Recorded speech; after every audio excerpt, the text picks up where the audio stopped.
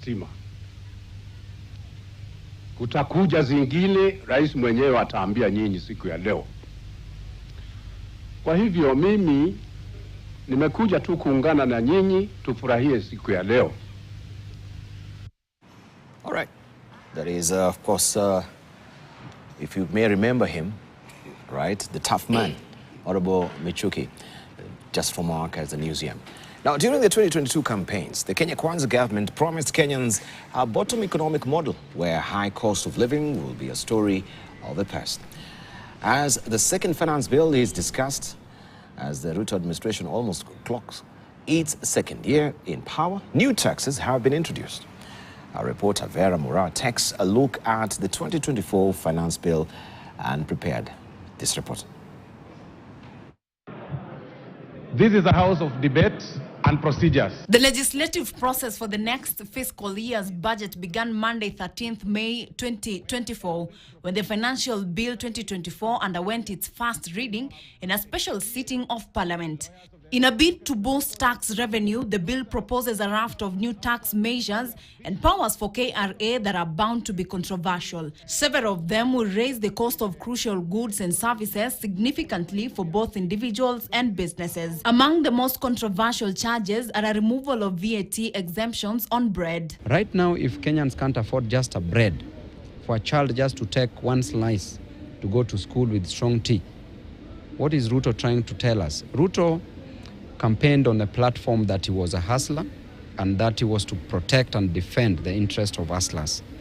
Ruto now has turned to be a dynasty who is now pilfering money. Actually, this is equivalent to fraud. Biting more than he can chew, stealing more than he can pocket, and I can assure him that Kenyans are going to rebel very soon. The bill also intends to replace the current 1.5% digital services tax with a significant economic presence tax, which will see some foreign digital businesses pay 20% of gross turnover. Other proposals are the introduction of a motor vehicle tax with a rate of 2.5% of the vehicle's value. The minimum tax payable to the commissioner on each vehicle at the time of issuing insurance cover will be 5,000 Kenyan shillings with a maximum amount of 100,000 Kenyan shillings. The bill states that the calculation will be based on the make, model, engine capacity, and the year of manufacture. Tutapinga kuongezeka kwa bei ya chakula ama kuongezeka kwa bei ya vitu ambavyo tunajua Wakenya wanavitumia kama pikipiki ambao ni bodaboda.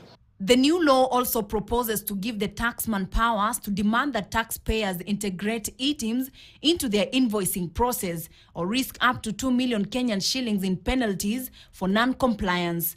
Controversially, the bill also grants KRA certain exemptions to data protection laws. If passed, it would amend the law to allow disclosure where necessary for the assessment, enforcement, or collection of any tax. Increase of excess duty on money transfer services. The bill proposes to increase excess duty from 15% to 20% on fees charged for money transfer services offered by banks, money transfer agencies, and other financial service providers and cellular phone service providers or payment service providers licensed under the National Payment System Act of 2011.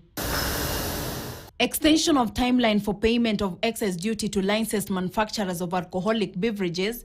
The bill proposes to extend the timeline for payment of excess duties by licensed manufacturers of alcoholic beverages to 5 working days upon removal of goods from the stockroom. The Finance Bill 2023 had required licensed manufacturers of alcoholic beverages to pay excess duties within 24 hours upon removal of the goods from the stockroom.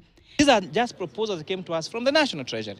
So now the next thing is to engage the public formally, and we'll listen to the views, how many wants it, how many don't want it, what is the thinking behind it, and then after that we'll make a decision. The Finance Bill 2024 was published on May 9th, 2024, and is now sent to be subjected to public participation thereafter. Mawaziri na wale wengine ambao wanaweza kwamba wanaunga mkono wako busy kununua machopa. Wao wananunua chopa na huku hapa unaongeza bei ya mkate. Hilo ni jambo la kusikitisha sana. Vera Mura, KTN News, Nairobi. Through NCPB, All right, so make sure you lend your voice as far as public participation is concerned. I want also to introduce, I think Okongo Mogani was speaking in Nyamira as well regarding this Finance Bill 2024. Let's hear his sentiments before we ask him what are those issues that you were raising on the ground. Kitazama tangu William Ruto awekelee Biblia chini, ameamua kwamba atawakanyaga, atawanyanyasa. Hata sasa mkate kuchai mtakunywa bila mkate, ama uji mtakunywa bila mkate. Kwa sababu serikali gani ambayo maisha iko ngumu hivi? Tumekuwa na floods, alafu sasa tena serikali inasema ati inaongeza tax kwa mkate. Mkate iongezwe kwa shilingi 10. Huyo ni mtu ambaye aishi Kenya. Anataka tu kunyanyasa mwananchi wa kawaida. Hata wale ambaye alisema ndio bodaboda, aliendesha pikipiki kule katika makao ya deputy president, akasema serikali itamjali bodaboda. Vijana wetu hapa Nyamira wamenyanganywa pikipiki kwa sababu wakinunua wanashindwa kulipa kwa sababu ya bei. Sasa tena tumeona kwamba rais anasema anaenda kuongeza ushuru, ati watawekewa 10% excise tax. Sasa penye tumefika, wananchi mjue kwamba serikali ya William Ruto inataka kuua kila mtu. Magari hizi ya kufanya taksi biashara pia kunaongezwa ushuru. Na ni juzi tu tumetoka kuongezewa ushuru ya kulipa kodi ya nyumba 1.5%. Na hiyo yote inaguza mwananchi wa hapa chini. Mkulima wa chai, wewe tayari serikali ya William Ruto inakukujia ulipe housing tax. Na mimi nafikiri nataka niombe sasa penye tumefika maneno ya kupitisha tax. Mimi naomba sheria yetu ibadilishwe. Hii sheria iwe inatoka National Assembly, wakiangalia finance bill inakuja katika nyumba ya Senate. All right. Let me just introduce Tabitha Mutinda. Maybe you have a rejoinder there for Senator Okongo Mogani on what he was saying on the ground as well.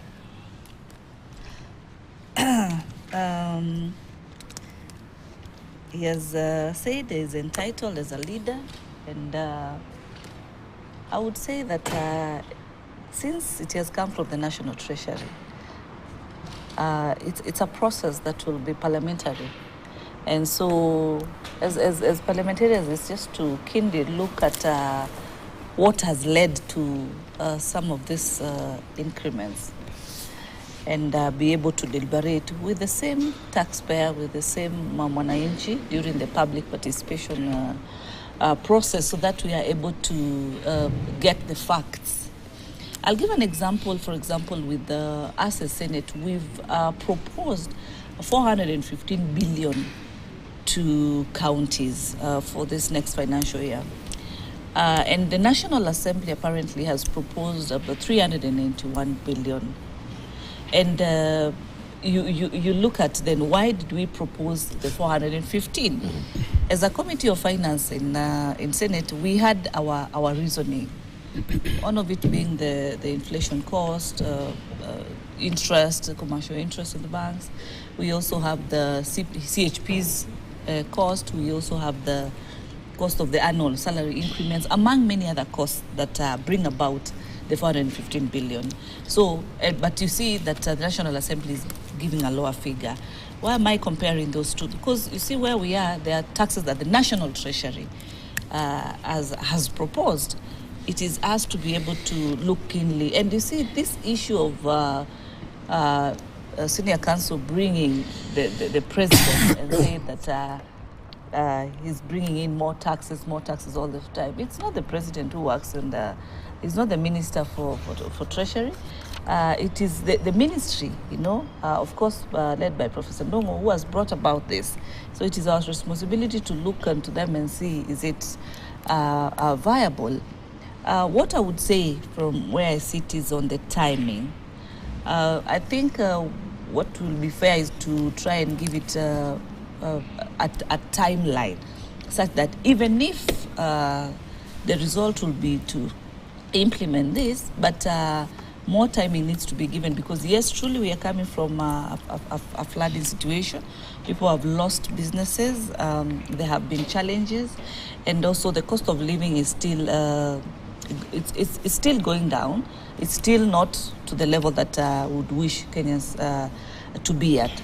But let me not fail to note quite a number of increments in terms of profits that we have been able to see from the different departments and from the different entities.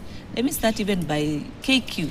We've seen for the first time and for the longest in this regime that Kenya Airways has been able to make a profit of about over 10 billion, if I'm not wrong. We've seen a lot of profits from the banks. The banks have done quite massive profits. So most of the organizations have increased in terms of profits. So it's a matter of giving it time and getting to look at what has led to this, instead of turning it political and just saying, then William Ruto has done this and has done that. It's good to get to the bottom of the facts. And I repeat, as I've given the example of the 415 billion that all of us senators have actually agreed to and proposed, unlike what the National Assembly side is proposing. So with time and through the massive public participation, what I would urge the National Assembly is to expand public participation so that there is total inclusion of different people, different categories, different cadres on this discussion, because different regions, of course, have different particular issues. So for me, it's just a matter of time and getting to the facts and the bottom lines of where are we, but to appreciate that in this same regime, we have had institutions, especially the private sector, especially the banking, Kenya Airways, as I've stated, we've seen they've done well in terms of their reporting as far as profits is concerned. But when we talk about banking as well, we know who really the greatest beneficiary from the banks is indeed the government. So we cannot say with a supernormal profit, because the banks, the government has been, especially with infrastructure bonds, really investing on those particular bonds. So we cannot really try. I think that would be a very unfair example when you give us such an example from the supernormal profit the banks are making so far. I wanted to ask you, especially on the issue of the digital tax, because right now with this proposal we have also any activity that is done on the digital platform now has to be taxed. Now remember also from the previous act or the previous bill that was being debated as well, this was one of the contentious issues. The president has been particular intent in making sure he's checking into place digital economy and inspiring young people, motivating them to do activities or even seek employment from that particular platform. But now you're taxing them heavily.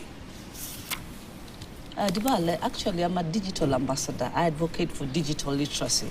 And as Kenya Kwanza, yes, we focused on digital literacy from where we started with about 300 digital platforms to about currently over 15,000. And yes, in the previous finance bill, there has been a very big debate as far as the taxation for the whole digital space is concerned. But you see, it did not mean that it was status quo, it was constant, such that it should not be there and should not be there forever.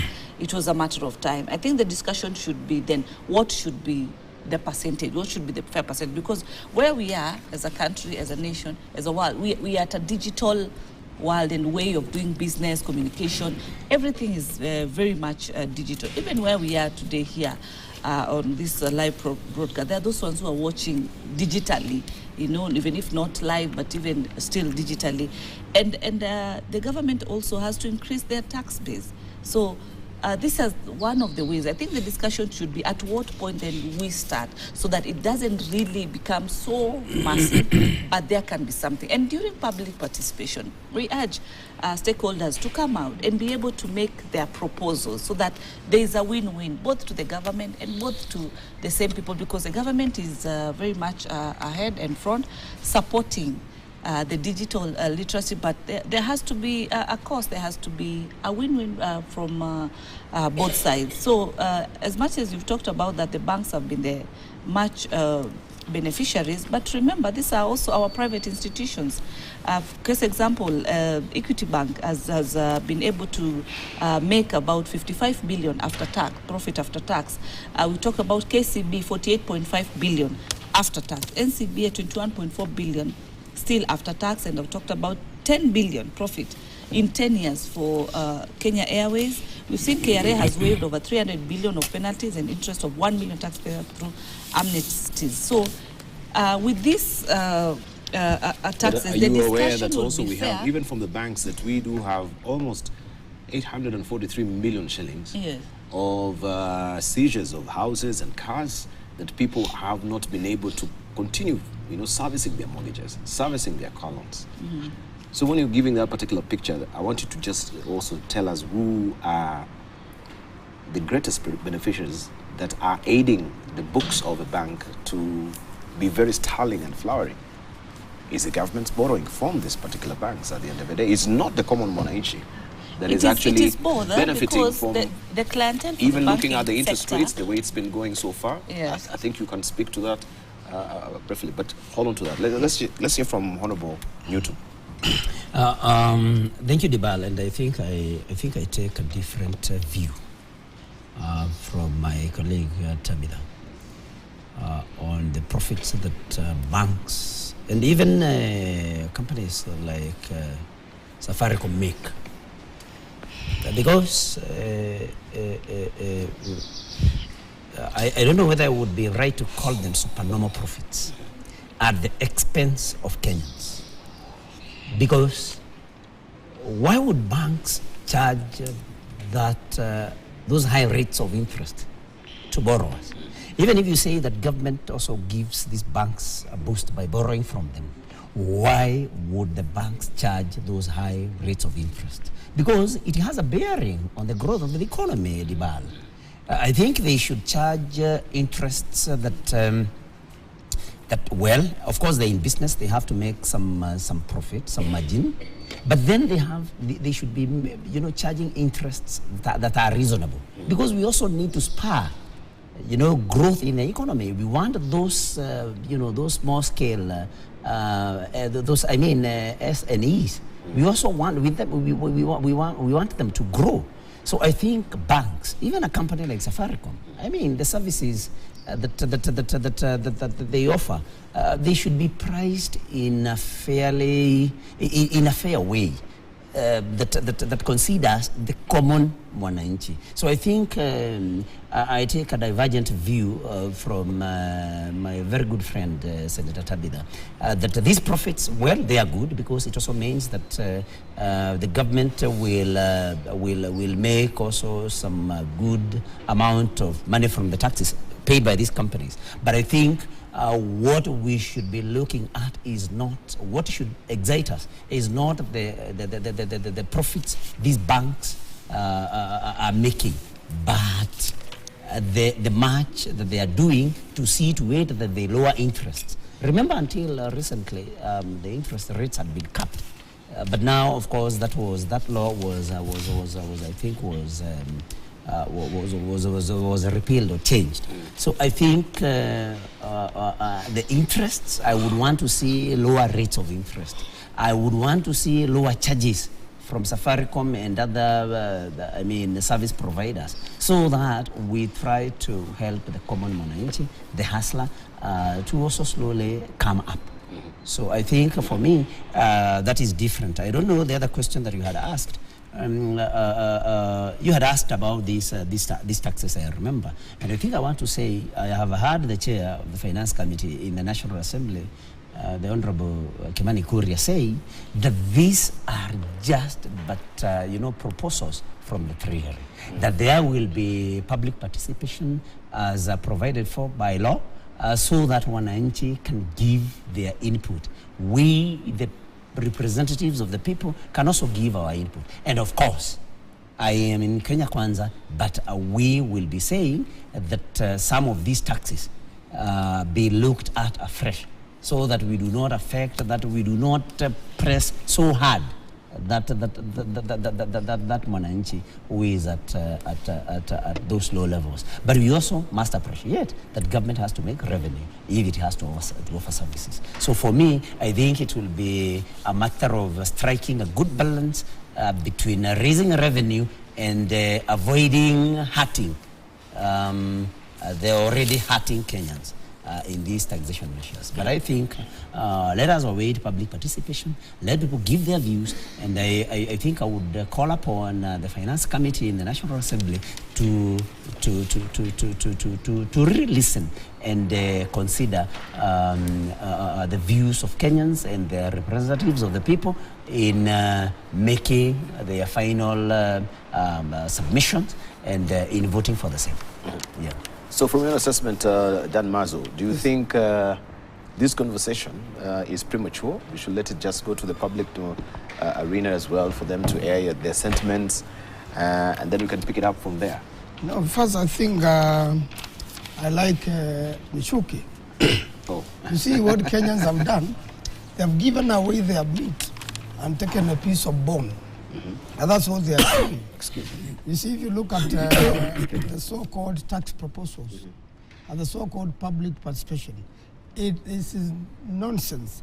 If you know, whatever has been proposed is what is going to be forced through, and that the bond Kenyans are going to take. There is no single time the ideas picked from public participation have been accommodated in any law in Kenya, and especially in this Kenya Kwanza regime. All those proposals are just a waste of time, waste of public money.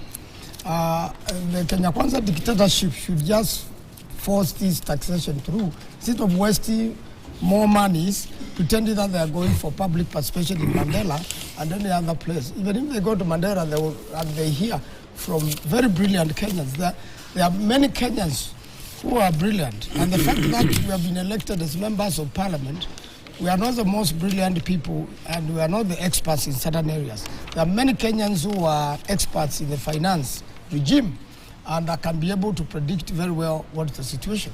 Such Kenyans, when their views are given during public participation, they are never accommodated by parliament, and therefore, it's a raw deal for Kenyans. For sure, this finance bill is going to be forced through by the Kenya Kwanza dictatorship. And once that has been forced through, Kenyans will have no choice but to chew their bone while the Kenya Kwanza dictatorship and the rulers enjoy the meat. And this has to be as long as Kenyans want to be ruled like this. Kenyans must start thinking now, what is the future? How do they change this? The only way to change such difficult times is to change the regime in 2027. All right. Okongo Mogani, you can now back your statement. Yeah, you know the ball. I don't know whether the Oda administration lives in Kenya. We were in BBI, and the Public Service Commission brought a report on the effect of new taxes on Kenyans. And they were trying to make a very strong case for the government to go on slow on a haphazard increase of taxes.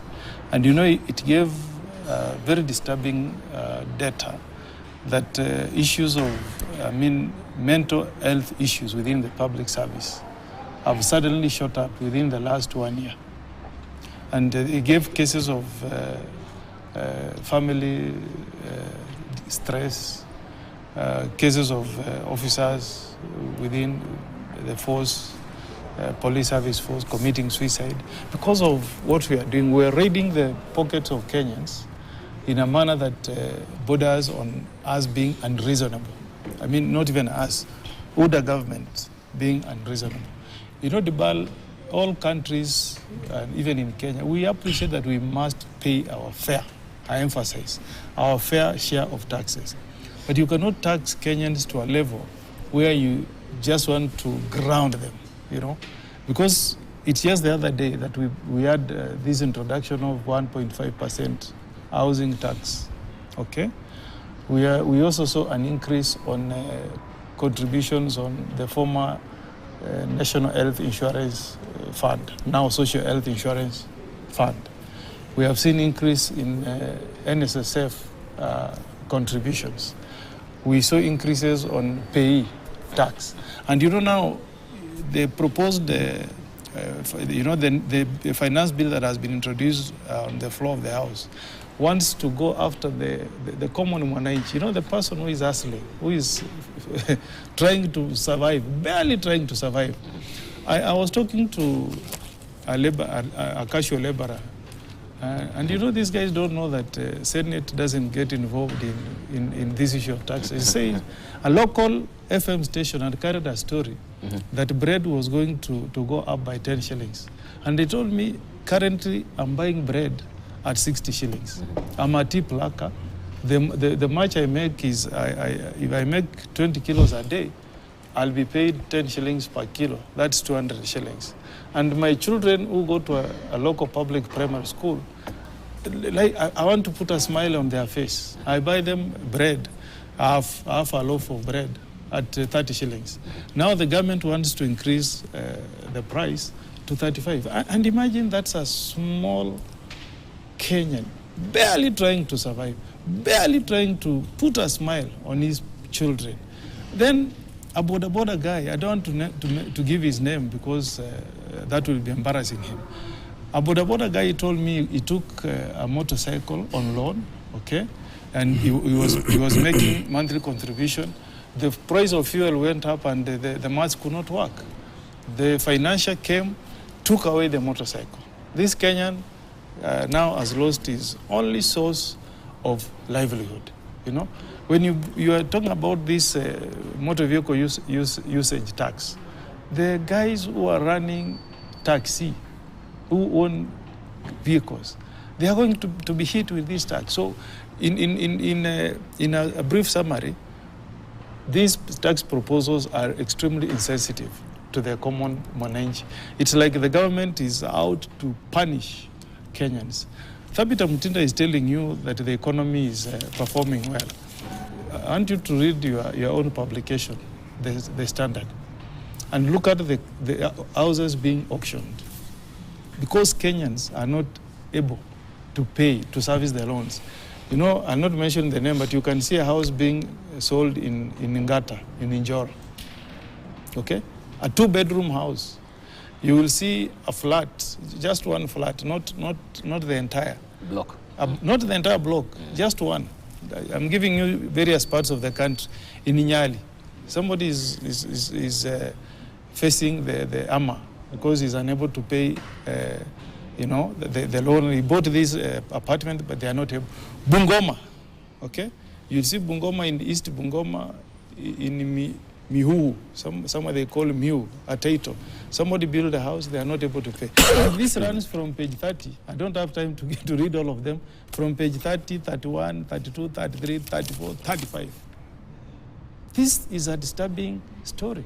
If you are a president leading a country, this should disturb you because it tells you that these Kenyans who tried to say, I will move from renting a house to owning a house, cannot even service their mortgages because we have made life almost unbearable.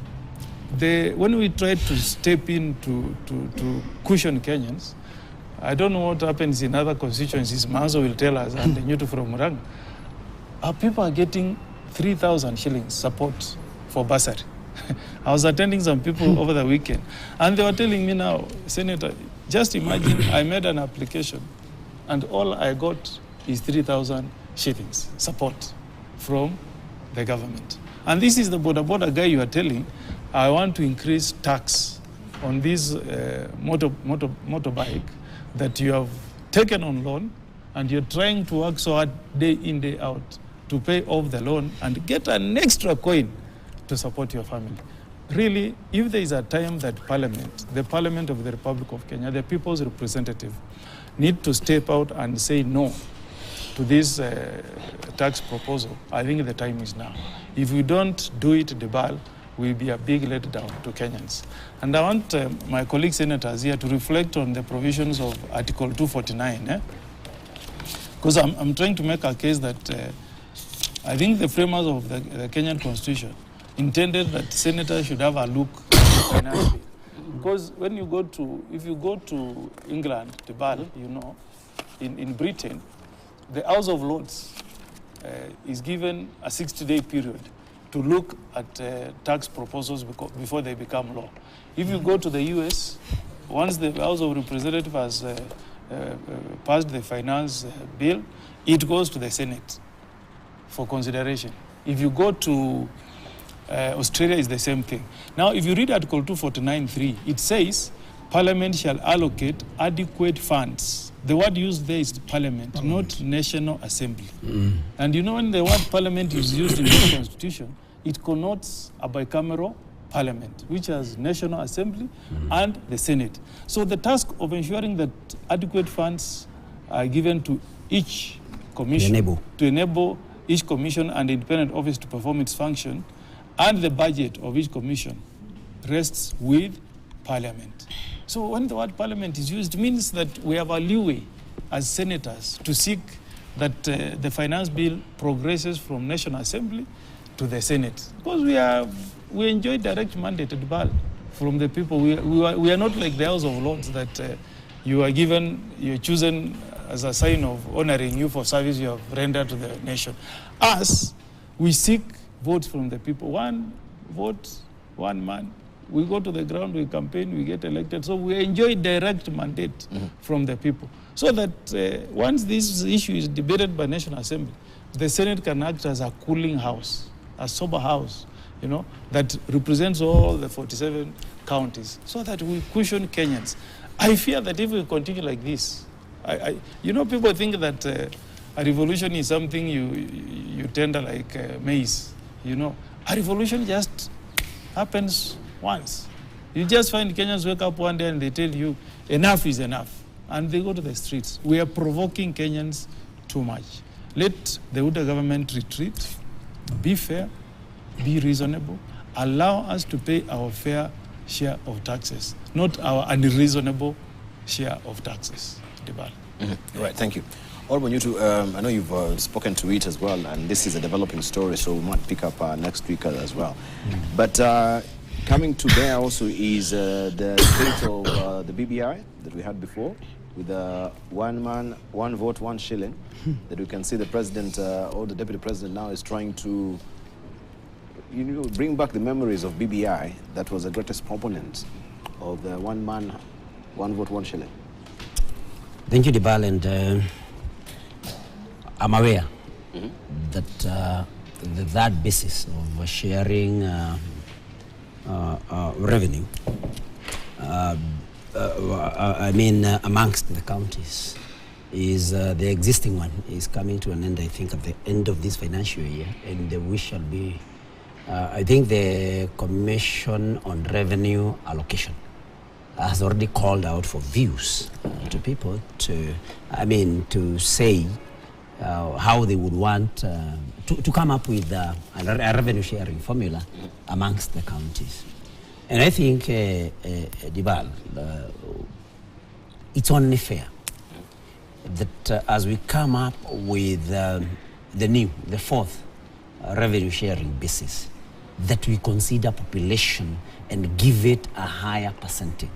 Because the one that we have now, I think, gives population consideration about 17%. And then we have land at 8%. I think we need to, when we are coming up with the fourth one, that will run now between the year 2025, 2026, I think, to 2029, 2030. I think we should consider population, because if you have listened to Commissioner Senior Counsel Omogeni, he has talked about people getting bursaries of about 3,000 Kenya shillings in some areas. And this does not obtain in some counties, Dibal, and these are facts. I think we should be fair, because we allocate the resources to go to people. Although we must also consider land. Because, of course, personally, I'm a very fair person. I know there are some constituencies in the northeastern region of this country, for example, that are the size of some counties. So I know there are challenges also there with the provision of services to people. But the basic consideration that should be made, the greatest percentage of the revenue that we give to each county should be based on population demand. Because I had the Honorable Moses Kuria the other day, I don't know when it was, but I had him talking about comparing Kiambu and the allocation that Kiambu County gets every year with the Kiambu's population being higher than the population of the whole of northeastern region. That is Garissa, Mandera, Isiolo, Marsabit, which is another county in that particular region. All those counties combined, yes, Wajir, all those counties combined have a population that is less than Kiambu population.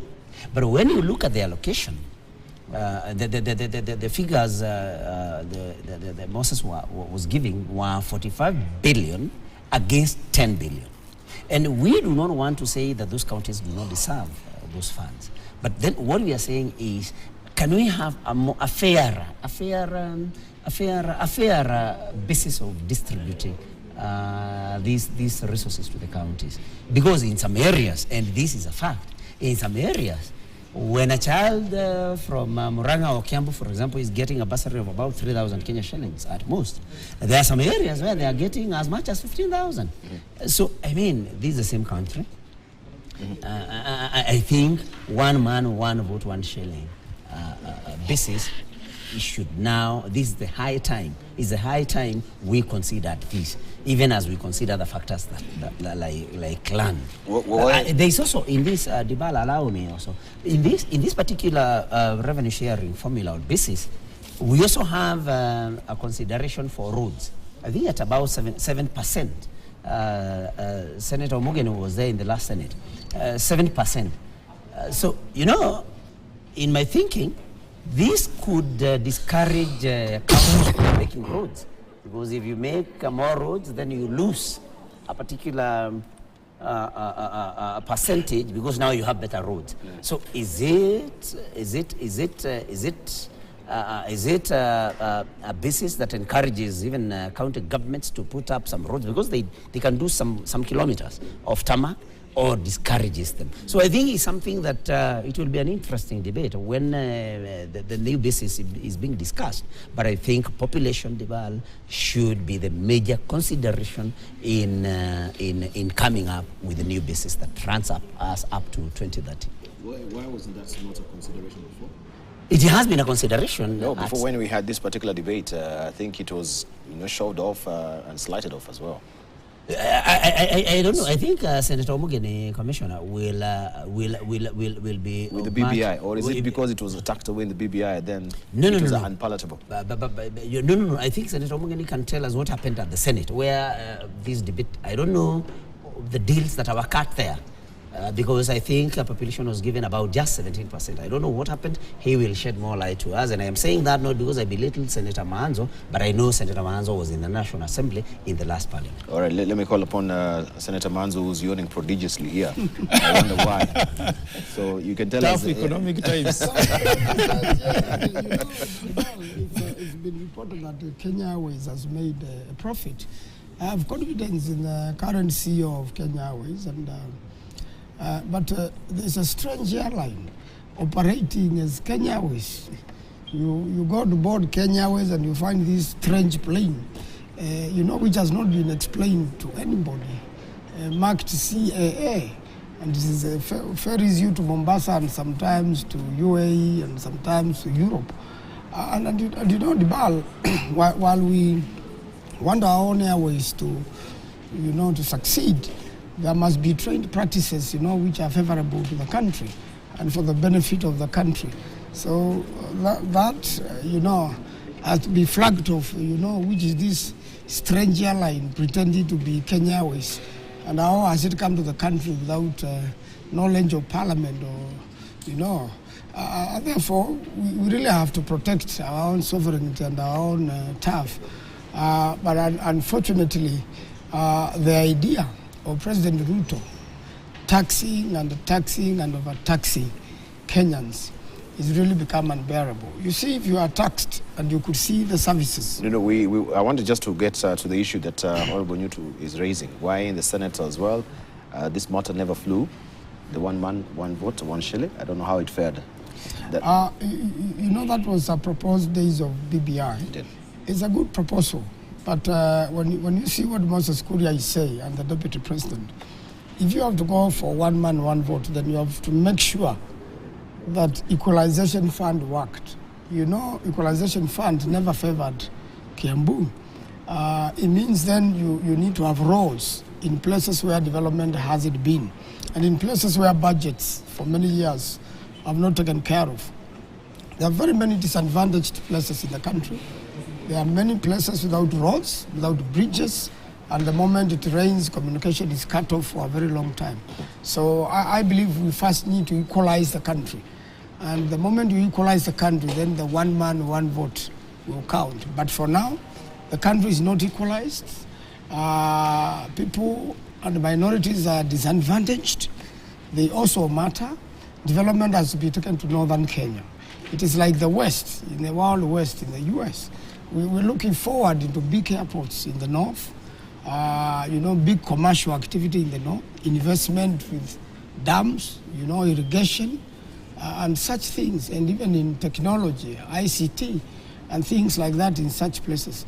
So we are not yet there. The one man, one vote, not yet there. All right. We need to equalize the country. Fantastic. We need to give our closing remarks as we weigh in on the particular I want debate. to tell, Also consider your closing remarks. One man, one vote is not as simple as he's putting it. The countries that have done one man, one vote, they start with representation. If you go to the US, in House of Representatives, each elected rep represents almost equal population of 700,000. So we begin there. If you want one man, one vote, one shilling, we start by fair distribution of electoral units in the whole country. Yes. So we look at constituencies, and Central Kenya must be ready to lose some constituencies. Because if you go to the formula that we have, you must begin by losing some constituencies to other regions. That's what the Americans do. Every 10 years, you look at the population, you then divide equally. States that have lost population, they lose constituencies. But what Central Kenya wants is they want to have one man, one shilling only on sharing. But they don't want us to apply it on representation. And then again, there are several parameters you look. You know why some of us opposed it? My county in Nyamira is going to lose 600 million allocation to counties that have better development. Like if you lose money from a county like Nyamira to Kiambu, where if you have health facilities, they have more advanced health facilities than a county like Kiambu. So we said we cannot just take one man, one vote as the main criteria. That's why we give counties first some basic allocation. Before we go to these parameters, each county should get some basic allocation. Then we look at health facilities. If Kiambu, you have better health facilities than Nyamira. I think you already have Kiambu. You have new Kenyatta University Teaching and Referral Hospital. You have another one in Thika. So when we are looking at this and you compare with a county like Marsabit that has just done a cesarean operation, surgical operation, for the first time after the 2010 constitution, you must take that into account. So Dibal, in totality, there are a number of factors you look at. When you talk about road network, the road network in Kiambu will not be, the problems of road network in Kiambu will not be the same with the problem of road network in Garissa. Why? Because Garissa was left lagging behind for many years. Kiambu, you had proximity to power under Kenyatta 1, Kenyatta 2. So we have to look into this in totality so that we are fair to all the counties in the republic. So it's not a 1+1 thing. Yeah. Then you also need to look at issues like agriculture, the population. Of course, you allocate it a percentage. Then when you put all those parameters together, you distribute money in a manner that does not disadvantage others. Finally, the equalization fund formula must be relooked. Debal. You cannot imagine that counties like Kericho, with those big tea farm plantations, with those good, very good road networks, receive equalization fund the same way Mandera does. That's a system that is skewed. That's a system that is grossly unfair on the face of it. So when we look at all these formulas, Debal, let's put the interest of Kenya, the whole Kenya, not a region. Thank you. This is not about central Kenya. It's about the entire country. Thank you. And I hope when I watch Man City tonight with Tottenham, they will lose. Honorable Newton, your closing remarks. Thank you. And very quickly, Diwal, I think I've listened very keenly to Senator Omugeni because he was there in the last parliament.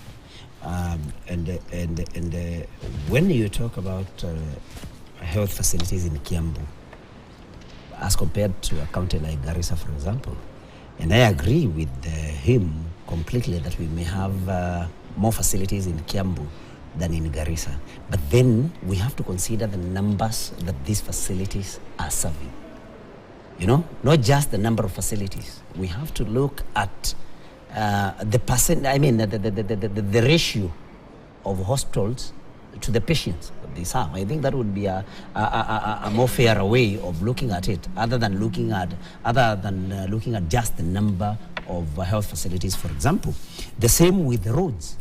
I mean, if you go to Nyamira, where my good friend Senator Morgan comes from, and I've been to that county, you may not encounter any traffic congestion because again of the numbers of people using the said roads. So Kiambu may have a bigger road network, but then serving more people. I think the numbers must be considered when we are making this allocation. That parameter. And I agree that other parameters also need to be looked at, but the parameter of population must be given a higher percentage than is happening now. Senator Manzo talked about equalizing the country first before we start talking about one man, one vote, one shilling. But we already have some counties that are actually advantaged, highly advantaged over others. So even as we equalize the nation, we must do that equitably. We cannot afford, and my two colleagues can tell you, we did Senator Mashinani in Lodwar last year, and Dibal, we do not have running water in Lodwar town, which is I think the headquarters of that particular county. So I think we must also ask ourselves, even these equalization funds that we are giving, are they going to the use for which they are intended? Because we can continue giving these funds to some counties and they are still not put to the proper use. And when we have that in Lodwar, sorry, before I forget, there is a river actually just next to town, and there's no tap water in that particular town. So I think we need to be to think about it more broadly. And finally, let me assure the people of Buranga that I stand with them. Only with the matters fake fertilizer, there are no compromises. The only thing I say is let there be let the processes be allowed to happen, and we want to promise them, but that we are going to scrutinize the finance bill that comes this year to see to it that it is fair. But government must collect revenue, and the revenue collection did not start with Kenya Kwanza government.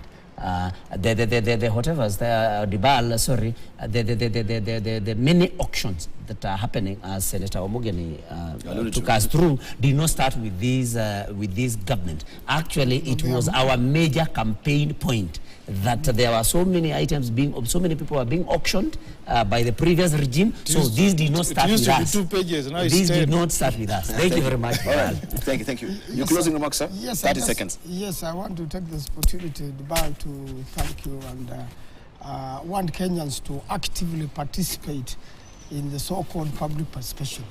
And we want to urge the Ruto dictatorship to listen to the people during public participation and take the feedback.